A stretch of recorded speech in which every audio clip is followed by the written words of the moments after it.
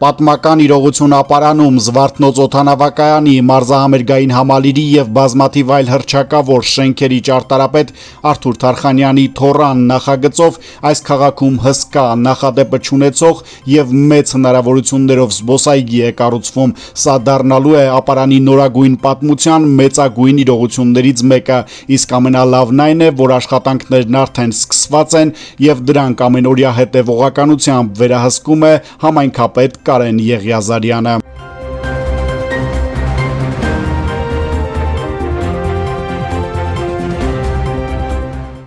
Այս զբոսայգին հավանաբար ամենաշատը գրավելու է երեխաներին, որովհետև նրանց համար այնքան բան կա, որ դժվար է գտնել Հայաստանում որևէ այլ տեղ։ Հետսետ է շինարարությանը զուգահեռ այգում նաև ավելանում են անհրաժեշտ խաղային ենթակառուցվածքները։ Հաջորդիվ այգին հաստատ կգրավի նաև երիտասարդներին ու պատանիներին, քանի որ նրանց համար եւս ստեղծվում են անհրաժեշտ պայմաններ խաղերի մարզվելու համար։